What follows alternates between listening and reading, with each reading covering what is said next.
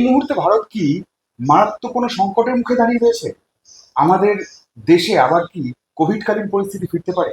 একগুচ্ছ প্রশ্ন এই মুহূর্তে ঘুরে বেড়াচ্ছে ভারতের আনাচে কানাচে। যা সেই প্রশ্ন নিয়ে হাজির হয়েছি গৌতম গুপ্তের কাছে, যাদবপুরের প্রাক্তন অধ্যাপক, অর্থনীতি বিভাগের অধ্যাপক। তিনি এই সমস্ত প্রশ্নের উত্তর দিতে পারবেন।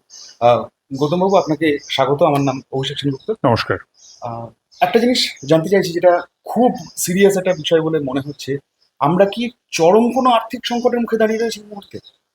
চরম কথাটা বলা উচিত কিনা আমি জানি না, কিন্তু একটা আর্থিক সংকটের মুখে আমরা এই যুদ্ধ শুরু হওয়ার আগে থেকেই ছিলাম। আচ্ছা। এর অনেকগুলো দিক আছে, যেমন যেটাকে আমরা ইন্ডাস্ট্রিয়াল প্রোডাকশন বলি, হুম।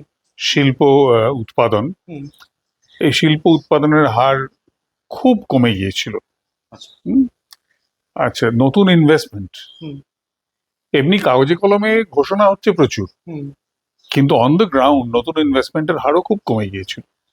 একমাত্র এমএসএমই সেক্টরে কিছু ইনভেস্টমেন্ট হচ্ছিল, বড় ইনভেস্টমেন্ট খুব একটা হচ্ছিল না। আচ্ছা। এটা গত 5 বছর ধরেই এই চিত্রটা আছে। হুম। তার সঙ্গে যেটা আছে সেটা হচ্ছে যে কর্মহীনতা। হুম।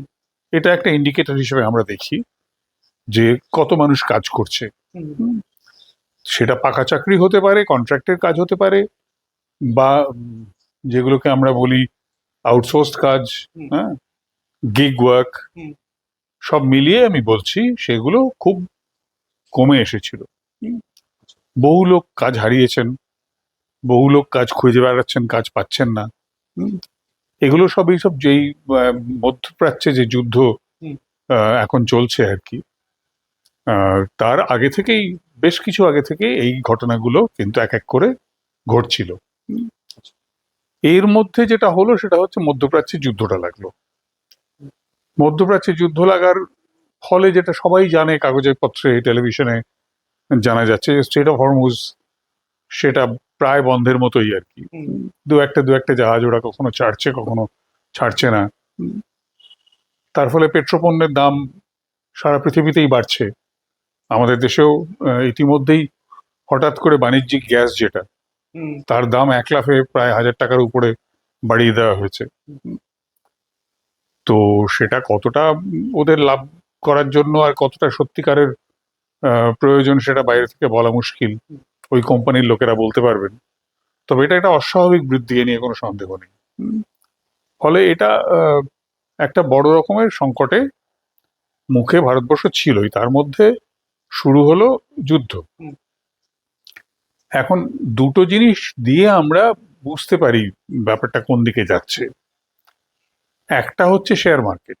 হুম। এই সব ঘটনার শেয়ার মার্কেটে প্রতিফলন ঘটে। এই যে আমাদের প্রধানমন্ত্রী বোধহয় কাল না পরশু হুম। একটা বিবৃতি দিয়েছেন, বক্তৃতায় বলেছেন যে সবাই সোনা কেনা বন্ধ করুন। হুম। হ্যাঁ, এর সঙ্গে কোভিডের কোনো সম্পর্ক নেই, কোভিডকালীন পরিস্থিতির সঙ্গে কোনো সম্পর্ক নেই, এটা সম্পূর্ণ নিজের মতন করে চলছে। যে কারণ সোনার দর যদি লোকে বেশি সোনা কেনে, হুম। তাহলে সোনার দর বাড়ে, আর সোনার দর বাড়লে পরে শেয়ার মার্কেটে পতন ঘটে। আচ্ছা। ওখান থেকে টাকা সরে আসে, তো হুম।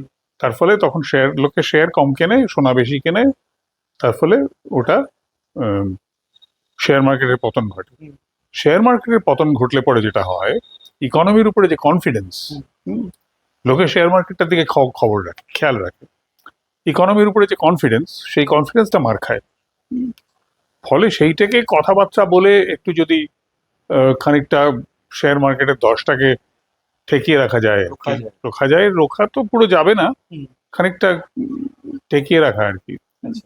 সেই চেষ্টা করছেন প্রধানমন্ত্রী, আর কিছুই না। মানে এটা এটা একটা স্ট্র্যাটেজিক একটা বার্তা একেবারে বার্তা, সেই কারণেই দিতে মানে এই ওরা যারা অর্থনৈতিক পরামর্শদাতা, হুম। তারাই ওটা বলে করে সাজিয়ে দিয়েছে আর সেই কি। কারণে কি জনসভা থেকে বললেন, না সেই তো মন্ত্রিসভা ডাকতেন? না, জনসভা থেকে বলেছেন কারণ ওকে ওর অ্যাডভাইজাররা বলেছে যে তাড়াতাড়ি ঘোষণা করে দিন একটা, আচ্ছা। যাতে কিছু লোক তো শুনবে কথা। হুম। সেই একটা, তো এটা সংকটের একটা দিক, শেয়ার মার্কেট। হুম। শেয়ার মার্কেটকে কিভাবে ইনফ্লুয়েন্স করা যায়, কিভাবে তাকে একটু চাঙ্গা রাখা যায়, এটা নিয়ে একটা সবসময় আলাপ আলোচনা চলে। দ্বিতীয় একটা হচ্ছে যে যেটা হচ্ছে ফরেন এক্সচেঞ্জ রিজার্ভ। হুম। হুম। এইটা একটা বড় জায়গা, যে কতদিনের ফরেন এক্সচেঞ্জ রিজার্ভ হাতে আছে, এখন সেটা কমে এসছে। এইটা একটা সংকটের দিকে নিয়ে যাবে, 80,000 কোটি ডলারের মতন আমাদের কাছে ছিল, সেটা নেমে এসেছে 70-এর তলায়, এরকম 70-এর তলায় নেমে এসছে, এবং সেটা এইটা একটা কিন্তু বড় রকমের একটা ক্রাইসিসের দিকে একটা দেশকে ঠেলে দিতে পারে। 1990-91 সালের ঘটনার কথা অনেকেরই মানে সিনিয়র লোকেদের মনে থাকবে, যে ফরেন এক্সচেঞ্জ রিজার্ভ নেমে এসেছিল মাত্র 3-4 দিনের মতন অবস্থায়, যে কারণে IMF এর লোন নিতে হয়েছিল, যে কারণে তাদের অনেক শর্ত মানতে হয়েছিল, যেখান থেকে লিবারালাইজেশন শুরু, ইত্যাদি ইত্যাদি। তো সেইটা মানে একটা দেশের যে স্বাধীন ও সার্বভৌম সত্তা, অর্থনৈতিক সত্তা, এটা ইন্টারন্যাশনাল মনিটারি ফান্ডের লোন নিলে পরে সেটাকে খানিকটা কম্প্রোমাইজ করতে হয়, আচ্ছা। খানিকটা বন্ধক রাখতে হয়, সেইটা থেকে যেতে পারে ঘটনা। সেটাও একটা দুশ্চিন্তার কারণ নিশ্চয়ই। এবং এটার কারণে কি স্যার, যদি মানে আমি যা দেখছিলাম বিভিন্ন কাগজে যে সমস্ত রিপোর্ট বেরিয়েছে, তারা দেখছিলাম যে আমাদের কাছে কার্যত কয়েক মাসের আর খোরাক আছে, মানে যা বেঁচে রয়েছে টাকা পয়সা, যদি এই হারে খরচা হতে থাকে তাহলে হয়তো সবটাই শেষ হয়ে যাবে। তো এই যদি তাই হয়, তাহলে কি দেউলিয়া ঘোষণা করার মতো পরিস্থিতি তৈরি হতে পারে? দেউলিয়ার তো ঘোষণা কখনো হয় না, তখন তো ওই কোনো একটা সংস্থার কাছ থেকে ঋণ নিতে হবে, এবং সেই ঋণের জালে অনেক দেশই জর্জরিত হয়েছে। ভারতবর্ষের সেই ঘটনা ঘটতে পারে, যেমন ব্রাজিল, যেমন একসময় গ্রিস। এমন একটা অবস্থা হয়েছে যে ধার নিতে হচ্ছে আগের ধার মেটাতে। আচ্ছা। তো সেই ধরনের সিচুয়েশনের দিকে গেলে পরে সেটা কখনোই কোনো দেশের পক্ষে ভালো নয়। স্যার, এই যে কোভিডকালীন পরিস্থিতি প্রসঙ্গটা আমি এই কারণে তুলেছিলাম যে ওই সময় তো ওয়ার্ক ফ্রম হোম চালু করা হয়েছিল। প্রধানমন্ত্রী বার্তা দিচ্ছেন যে আপনারা যত পারেন পাবলিক ভেহিকেল ইউজ করুন, আপনারা ঘর থেকে কাজ করার চেষ্টা করুন। এই যে ব্যাপারটা, এটা তো একটা সিরিয়াস ইস্যু হয়েই দাঁড়াচ্ছে। ইস্যু হয়ে দাঁড়াচ্ছে, কারণ উনি তেল বাঁচাবার চেষ্টা করছেন। কারণ একটা লোক গাড়ি চালিয়ে যদি অফিসে যায়, তাহলে অতখানি তেল পুড়ছে। সে যদি ওয়ার্ক ফ্রম হোম করে কিংবা বাসে করে যায়, তাহলে অত তেলটা পুড়ছে না। ফলে এই সারা দেশে যোগ করলে পরে তো সে ব্যাপারটা অনেকটা দাঁড়ায়। রিসেশনের কোনো সম্ভাবনা তৈরি হয়? রিসেশনের মধ্যে তো আমরা আছি। আচ্ছা। আমরা তো রিসেশনের মধ্যে আছি, নইলে এই যে কর্মহীনতার কথা আমি একটু আগে বললাম, এটা কিন্তু রিসেশনের লক্ষণ। মানুষের হাতে কাজ নেই, এবং প্রায় ঘরে ঘরে এখন দেখা যাবে যে একটা কম বয়সী ছেলে মেয়ে বেকার বসে আছে, কাজ ছিল, কাজ চলে গেছে। ভিন রাজ্যে যারা কাজ করতে যান, তারা অনেকে কাজ হারিয়ে ফিরে আসছেন। এই খবর তো আমাদের কাছে আসছে আস্তে আস্তে। ওই সোনার উপর যে সমস্ত বিভিন্ন সংস্থাগুলো আছে, মানে যারা এটা ব্যাপারটাকে ম্যানেজ করে নাকি, তারা তো বার্তা দিয়েছেন যে যদি এই চলতে থাকে, তাহলে মানে যদি প্রধানমন্ত্রী এখন বার্তা দিচ্ছেন, তাহলে তো লোকজন কেনা বন্ধ করে দেবে। ও তো ওখানে তো শিল্পের উপরেও তো একটা প্রভাব পড়বে। প্রভাব তো পড়া শুরু হয়ে গেছে ইতিমধ্যেই, সেই কারণেই লোকে কাজ হারাচ্ছে। আচ্ছা, এটা ইতিমধ্যেই শুরু হয়েছে। স্যার, একটা একদম অন্য প্রসঙ্গ, সেটা হচ্ছে যে আমাদের বাংলায় সরকার বদল হলো, আমাদের একটা বিপুল ঋণ রয়েছে আমাদের উপর, পুরনো সরকার একটা বিপুল ঋণ ছেড়ে গেছেন। এই পরিস্থিতিতে বাংলার সরকার কতটা স্টেবল থাকতে পারে, আপনি অর্থনীতিবিদ হিসেবে কি মনে করেন? এখন সেটা দেখতে হবে।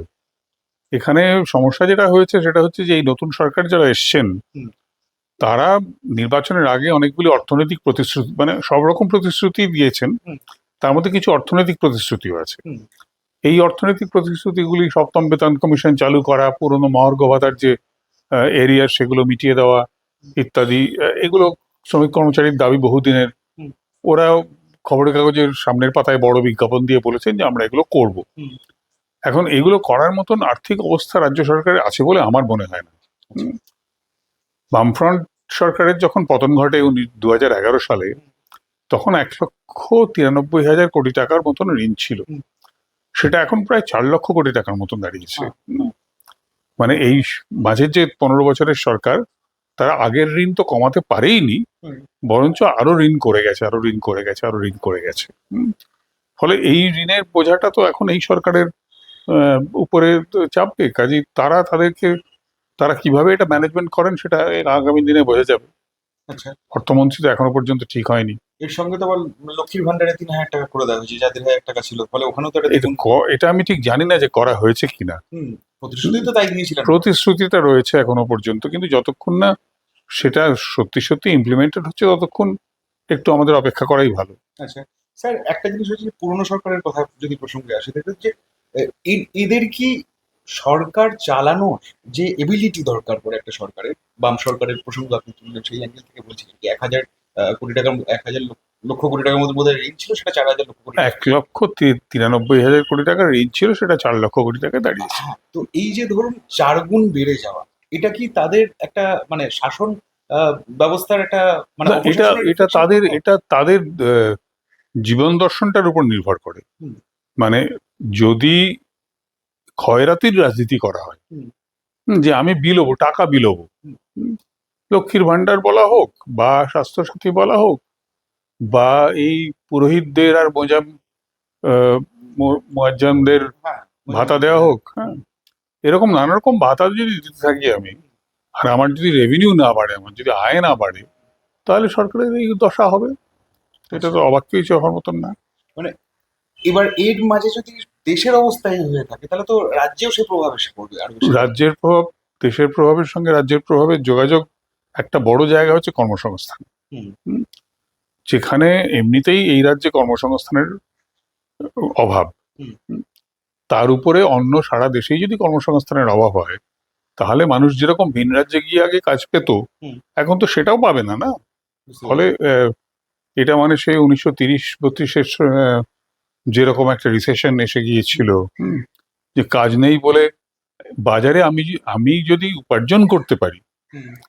আমার উপার্জনটা শুধু আমার উপার্জন নয়, কিন্তু অর্থনীতির মূল সূত্র এটা একটা, হুম। যে তাহলে আমি সকালে বাজারে গিয়ে একটু বেশি খরচ করি, আমি এটা সেটা একটু কিনি, এটা শুধু ফল সবজি নয়, আমি একটা মানে ঘরের জিনিস কিনলাম, কি কেউ একটা নতুন গাড়ি কিনলেন, কেউ একটা মোপেড স্কুটি কিনলেন, এতে করে বাজারটা চাঙ্গা হয়। বাজারটা চাঙ্গা হলে তখন নতুন ইনভেস্টমেন্ট আসে, হুম। নতুন ইনভেস্টমেন্ট এলে তখন অর্থনীতিতে দ্রুত গতিতে এগোয়।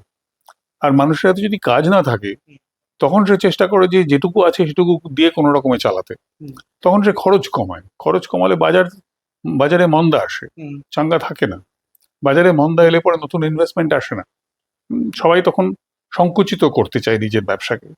এই সংকোচনটা সাধারণ সংকোচনে পরিণত হয়। এটা মানে আর দেশের পক্ষে মঙ্গলজনক নয়। আচ্ছা স্যার, বোঝার জন্য আপনাকে জিজ্ঞেস করছি যে পশ্চিম এশিয়ায় যে যুদ্ধকালীন পরিস্থিতি চলছে, এটা যদি বন্ধ হয়ে যায়, মানে ধরুন আপনি ইরানের সঙ্গে যদি আমেরিকার যদি একটা চুক্তি হয়ে যায়, তাহলে কি কোথাও আমাদের উপর যে এই এই যে মানে আর্থিক মন্দা নেমে আছে, সেটা কি আস্তে আস্তে তার কালো ছায়া কেটে যাবে? কালো ছায়া কেটে যাবে না মোটেই, একটুখানি রিলিফ হয়তো আমরা পাবো, কিছু রিলিফ আমরা পেতে পারি। আচ্ছা। যুদ্ধটার জন্য এই সংকটটা আরো দৃঢ় হচ্ছে আর বাড়ছে, আচ্ছা, এটা নিঃসন্দেহে সত্যি। সব দেশের উপরেই প্রভাব পড়ছে, আমাদের উপরেও পড়ছে।